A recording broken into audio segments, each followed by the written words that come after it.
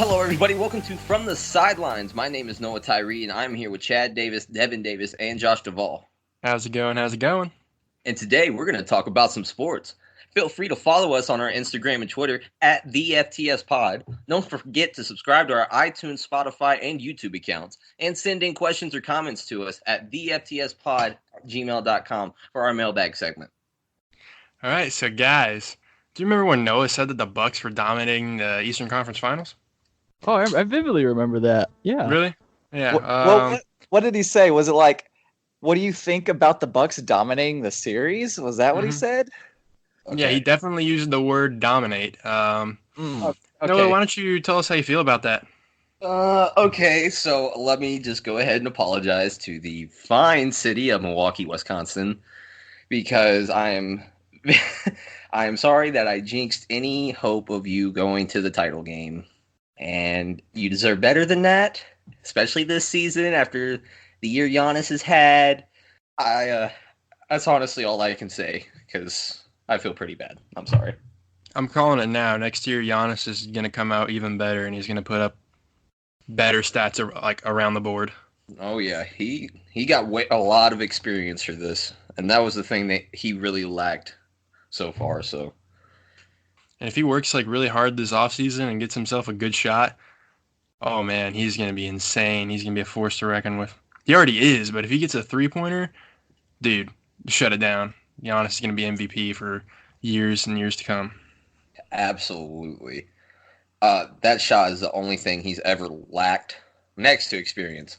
And if he can get that consistent shot, I don't care what you say, he will be at least a 4-time MVP if he gets a shot. 3 at the least. Yeah, I agree.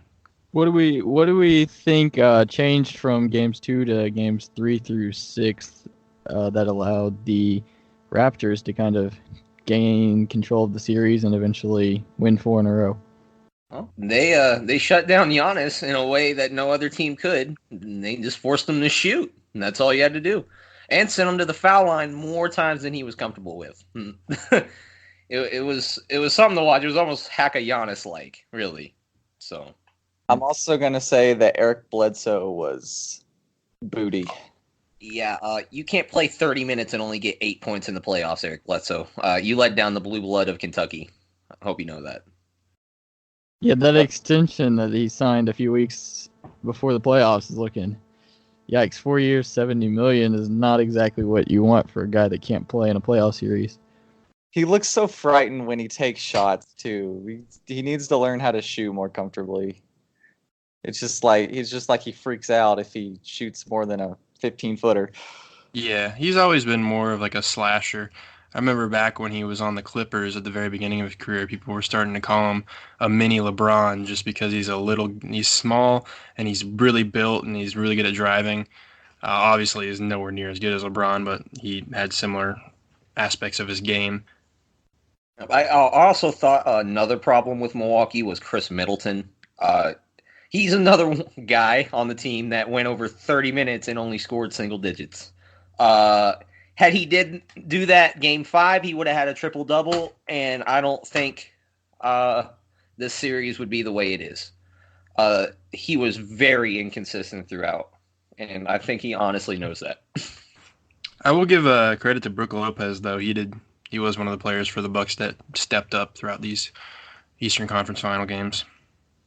I completely agree. Brook Lopez has been the biggest steal for Milwaukee ever, especially for that cheap. Like I said last episode, $3.3 million for the way he produces is absolutely insane.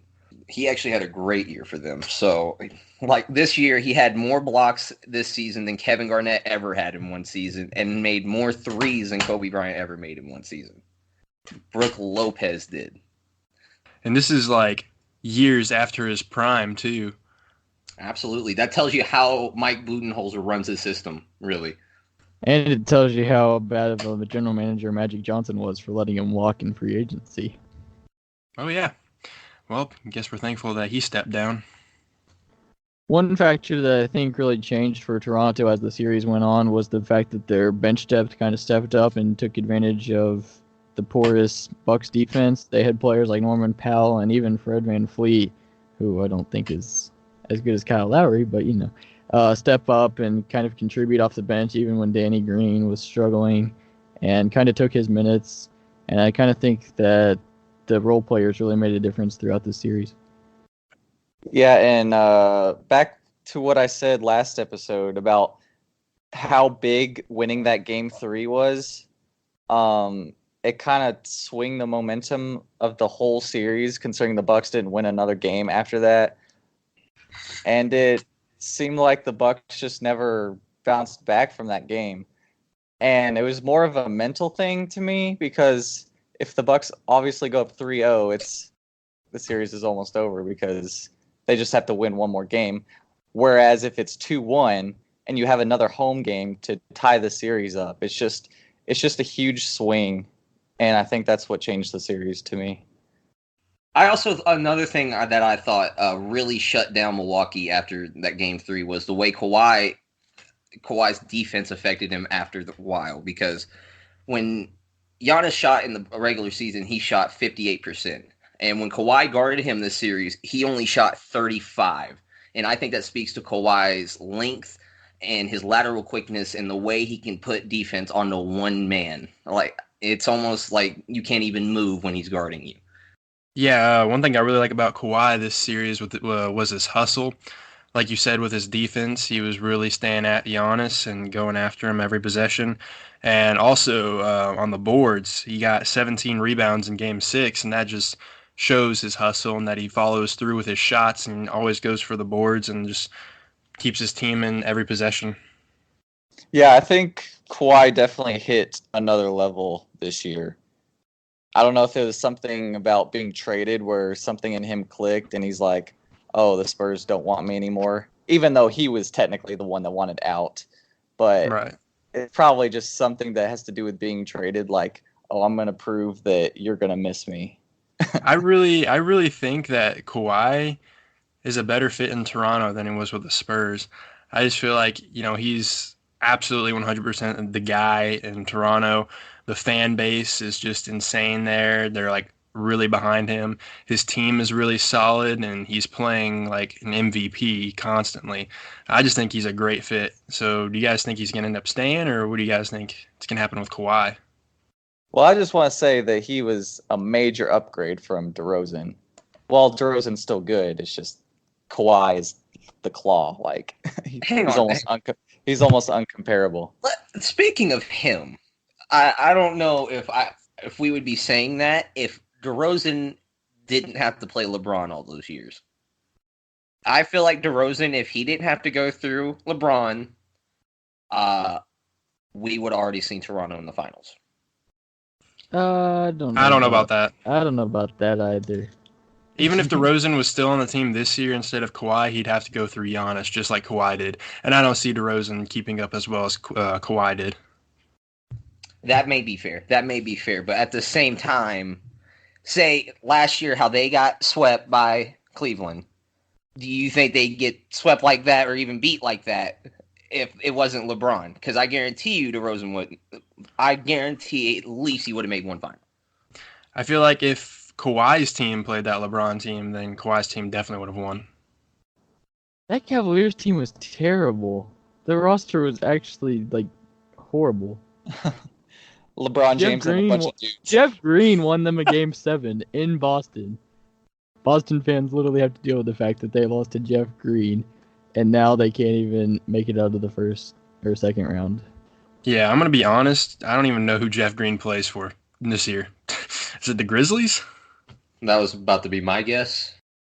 But just that right there says how embarrassing that is. That Cavs team was horrible. Aside from LeBron, obviously, and when he left, we obviously saw what happened to them this season. So don't you dare disrespect the GOAT Cedi Osman on that team. He really helped them out that year.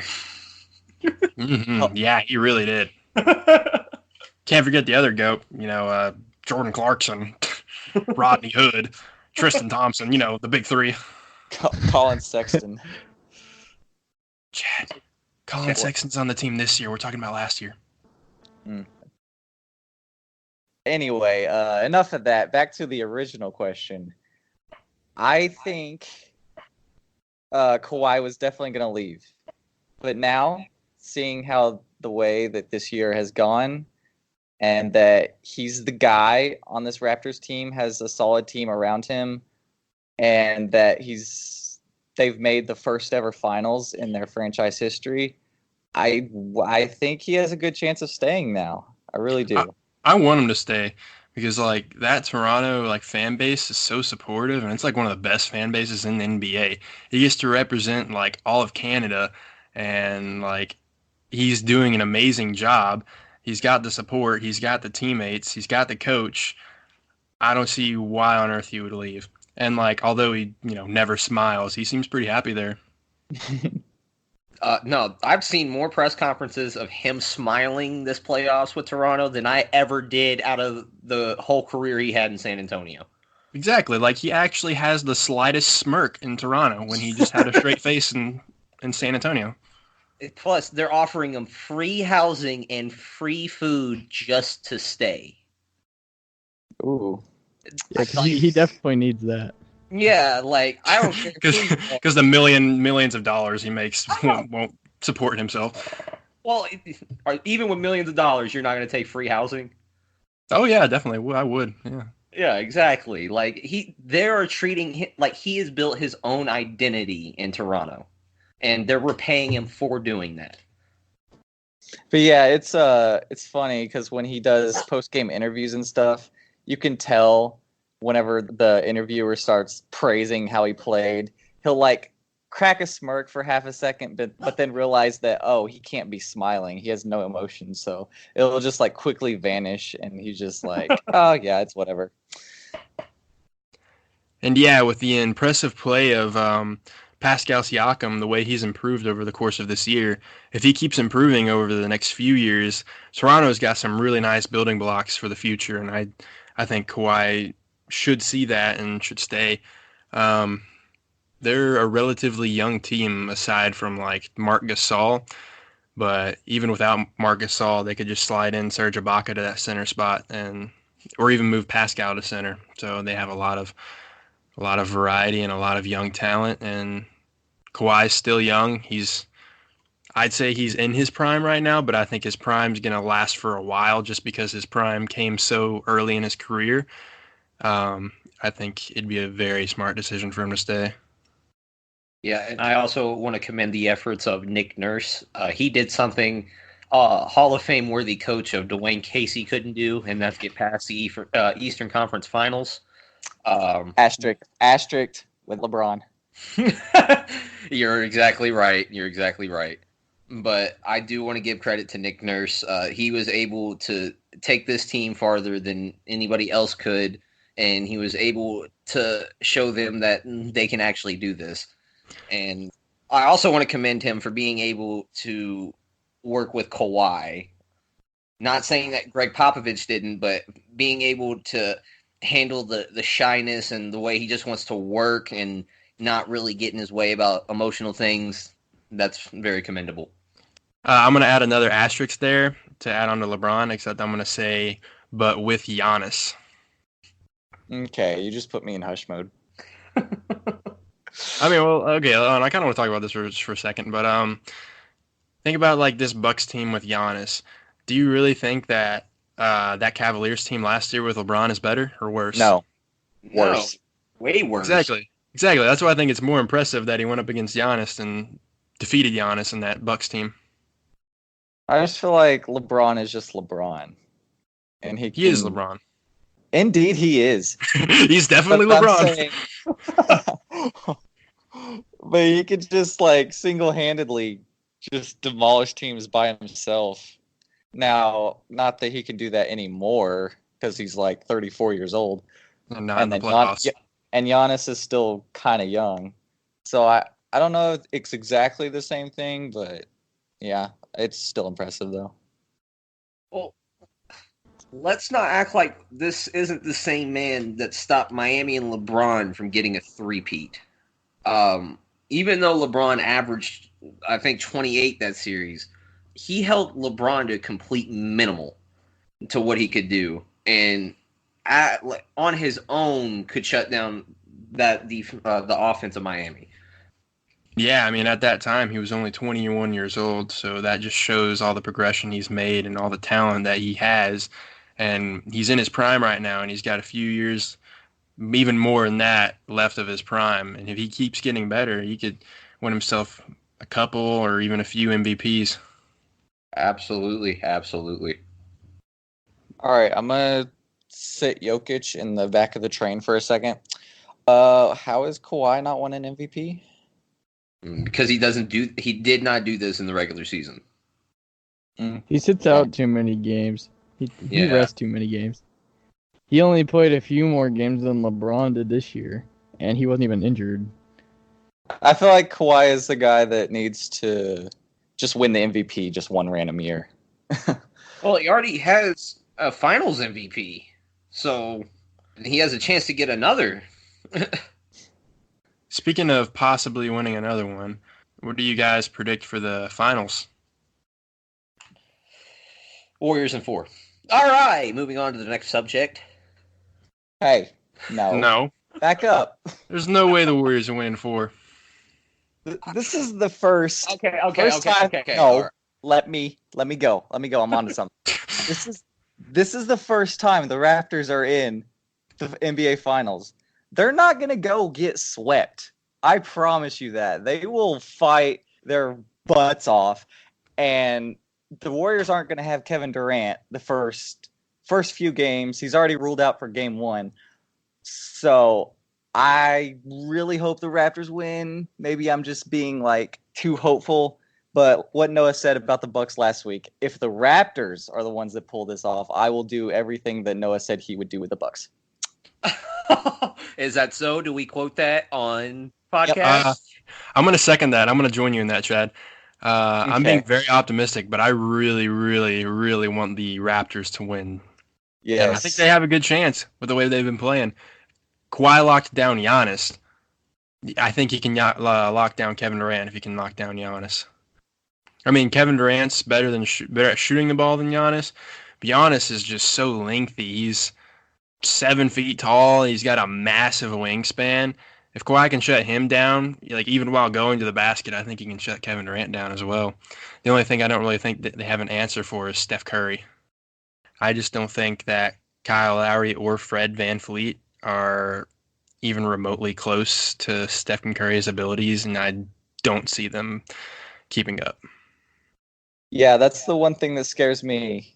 When you have a pretty okay point guard and you're going up against Stephen Curry, it's probably not going to go well. And Devin, I know that you probably have some thoughts on this, so why don't you go ahead? Kyle Lowry's number one fan. Before you guys dog on my boy Kyle Lowry, one underrated aspect of the NBA Finals I think is kind of being overlooked, and that's the fact that the Raptors have home court advantage. I didn't even realize that until Game 6 of the Eastern Conference Finals that the Raptors would have home court advantage. So when you look at the fact that the Warriors will have to win a road game, you can get some free Locos Tacos from Taco Bell if that happens. But I think the Raptors might actually have a chance. All right, well, here, let me put it to you this way. They're saying Boogie may come back for the finals. May come back. If Kevin Durant and Boogie do not come back and it gives them time to win a couple games, I'll take the Warriors in 5 or 6. But if KD and Boogie come back together, Warriors in 4, no questions asked. I'm taking Raptors in 7. Ooh. That's the optimism talking, but I'm taking Raptors in 7. I love to hop on that train with you. At this point, I'm just every season the Warriors get to the championship, I'm just going to side against them. Even if I think they're going to win, I'm just being optimistic, and I think the Raptors are going to do it. I think they have a solid chance. I definitely think they have a better chance than the Cavs team did last year. I think they can do it.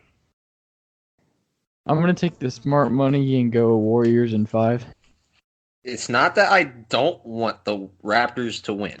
Can we please understand that as a whole? It's just, I'm not going to be optimistic. I'm tired of being let down every year. I'm tired of seeing Curry, Thompson, in the finals, and I'm sick of it. As an NBA fan, this is absolutely disgusting. We need variety, not the same team. Hey, Chad. Guess what? What? Our prediction is going to be right because Noah said the Bucks were dominating the series and the Bucks lost. He's saying the Warriors are going to win the series, so the Warriors are going to lose.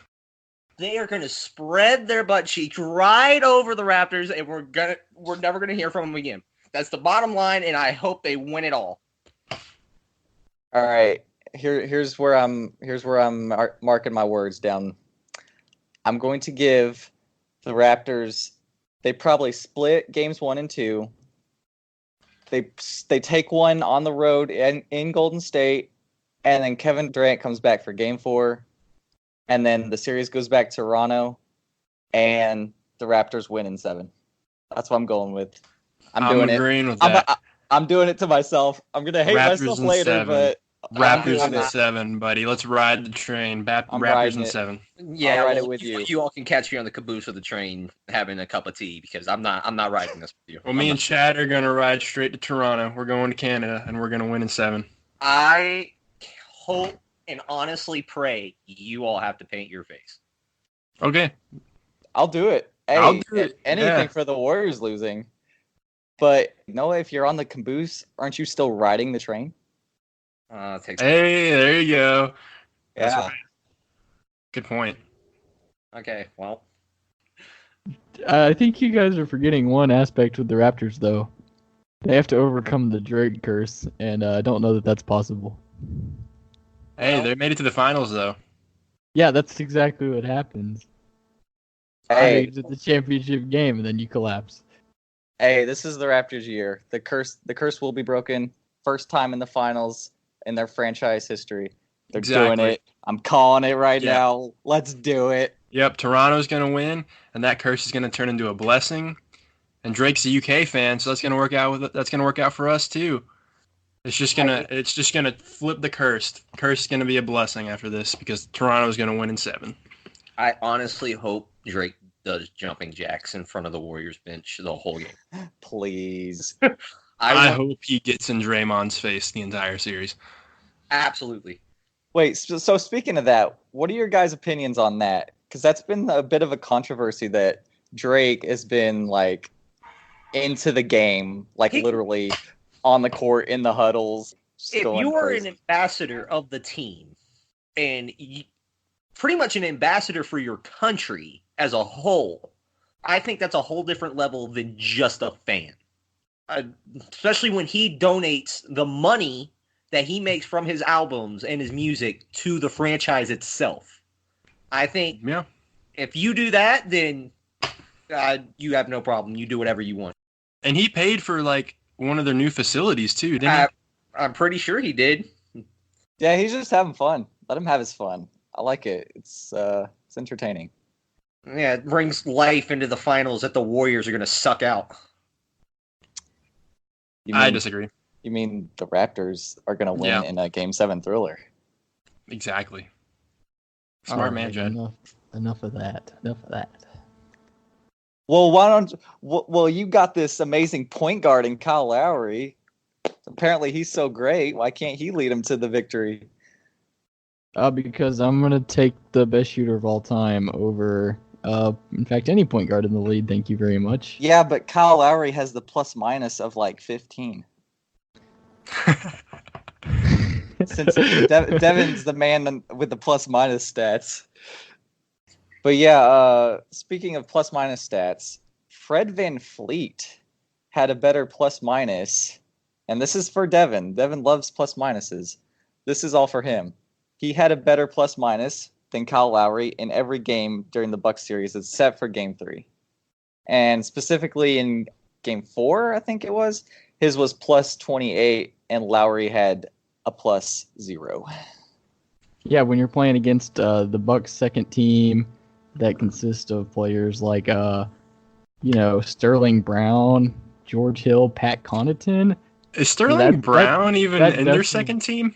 He played he made it in Game 6. Okay, I thought he was like their 12th man.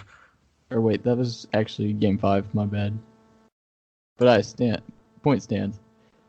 He also has. When you get to pad your plus minus against the scrubs of the Bucks backcourt on their bench, I'll take Kyle Lowry's plus minus any day of the week. Well, Yeah, but Kyle Lowry's plus minuses are either like plus 20 or minus 30. It's no like middle ground hardly.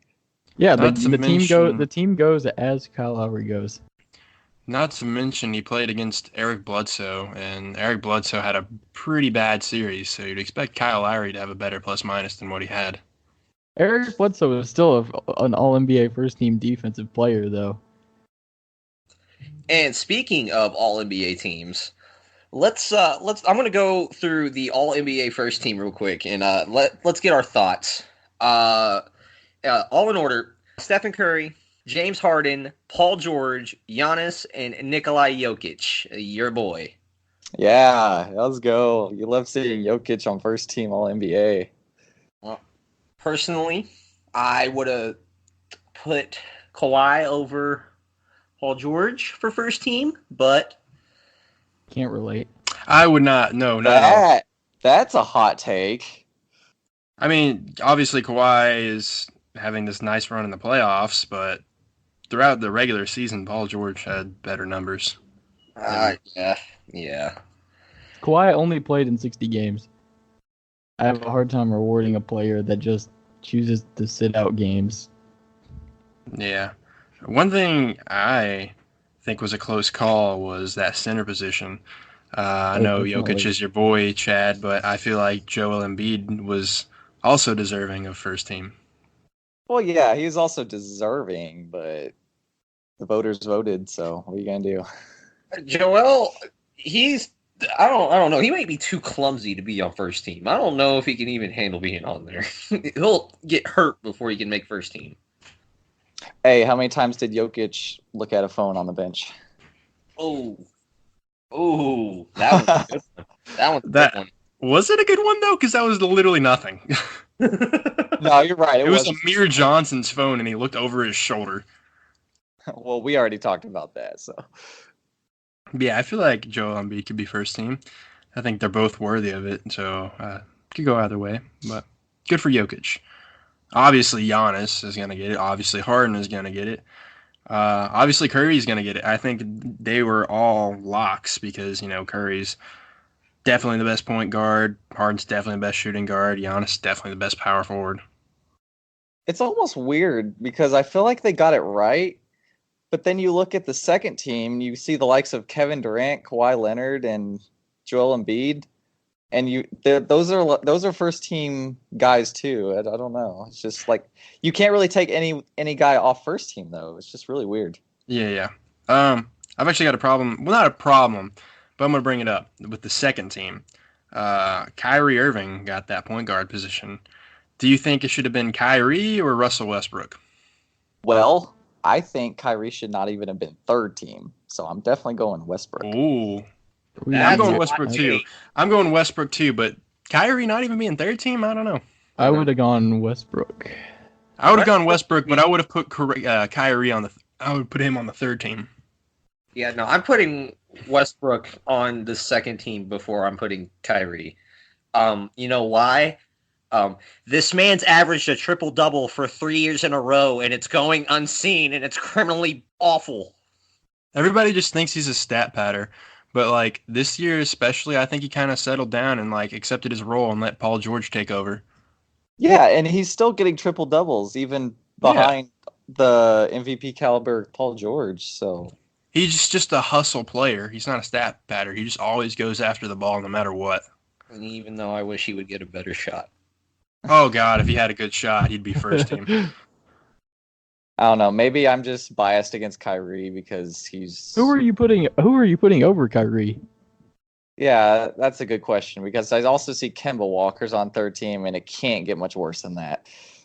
Well, speaking of third team, it rounds out from Kimba with LeBron, Blake Griffin, and Rudy Gobert, which Rudy and Blake Griffin I'm fine on third team, but LeBron on third team, thoughts?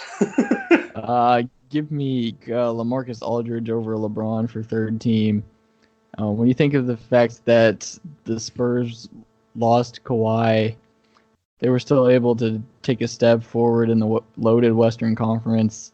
And LeBron only played 55 games, did not play defense. I would like to value defense a little bit in my All-NBA votes. And when you look at LaMarcus Aldridge's stats, 21 and 9, consistently playing every night, carrying the Greg Popovich Spurs to a better record than the Lakers had. Huh? I'm gonna agree with Chad on that. Huh? LeBron. Their opinion. Huh? Yeah, LeBron still averaged 27, and yeah, he sat out some, but I mean, the man hurt his groin. He has sit out. But man, we understand how that hurts. yeah, we understand the pain of a groin injury. So that just kind of disgusts me, if I'm going to be honest. LaMarcus Aldridge over LeBron. I'm not taking 21 and 9 over 27, 8 and 8. Agreed. He was still good when he did play. Like Noah just said, it's just he got hurt midway through the year, and LeBron James being on third team just sounds like doesn't sound like it should be right. I will agree with the fact that defense should be valued in that, but at the same time, it's still 27, 8 and 8. That's like a career year for most players. And that's considered his down year. Exactly. Like, no, Lamar, that you are on something, Devin. Well, I mean, I do see his point that he got hurt at Christmas and didn't come back and play after that. But I don't see how you could replace LeBron with Aldridge, though. I don't either. I think I would consider replacing Gobert with Aldridge over LeBron. I'll give you that one. I think Aldridge only qualifies as a forward, though, correct? I don't know, honestly. I don't think he's eligible for center. Okay, I don't know. I know he plays center from time to time, so I don't know if he was eligible or not. Moving on to the all-defensive teams. The first team, consisting of Eric Bledsoe, Marcus Smart, Paul George, Giannis, and Rudy Gobert, and the second team filling out with Drew Holiday, Klay Thompson, Kawhi Leonard, Draymond Green, and Joel Embiid. Okay. Why is the second team better than the first team? I was about to ask that. Out of these two teams, which one are you taking? The second team, and I'm not losing sleep over it. Yeah, I'm going to second that opinion. Third. I'm gonna make it a clean sweep. Well, I was gonna actually. I don't know if I. You said the second team is better than the first team Yeah. Yeah, it is. at defense or overall. Defense. Or Defense. even both, really, both. Okay, yeah, I agree. Well, I think it's more well-rounded, but I mean, the first team's got Paul George, Giannis, and Rudy. But Marcus Smart and Bledsoe are your guards. Yeah, that's what I was saying. The second team's definitely more rounded, more well-rounded. Like, I don't know about you, but I'm taking Drew Holiday over Eric Bledsoe any day of the week. Oh yeah, definitely. And I'm absolutely for sure taking Klay Thompson over Marcus Smart. Klay got completely overlooked through this whole voting process. Don't get me started on how Klay has been messed with this year. That man got screwed out of a Supermax contract, and we all know he deserves one. If you can score 60 points on 11 dribbles, you deserve some money. But he just wants to win championships, so I agree with that. that's more important to him. That speaks to his character. That absolutely speaks to his character. But if I was him and I'm putting up that type of production and I'm playing like third option on that team, no, you need some money from me. I just wish his character wasn't like that, though. Yeah, I agree. Because it annoys me that he's that good, but he's on this super team where he's always overlooked. He needs to leave. He needs to leave, really. He could lead his own team if he wanted to. I think he needs to go somewhere else. Where would you think he would go? Any team, like at all? Up like I can decide. Hey, he can go with Kevin Durant to the Knicks. Kyrie, Clay, and KD in New York with DeAndre Jordan and ooh, Now I want him to go to like a random team that nobody would expect. Go The to Grizzlies. I was about to say the Grizzlies. Why are the Grizzlies the random team no one thinks of? What what if he went to like the Hornets or something like that? That Teamed A up little with Kemba. dynamic duo with him and Kemba. What if he goes to New Orleans and plays with Zion and AD? If the AD doesn't leave, If that happens and AD still leaves, I'm done. There's got to be something wrong with that system in New Orleans if AD would leave after that. yeah, no, that speaks to probably like Alvin Gentry or something. Hey, Chad, I got a question for you.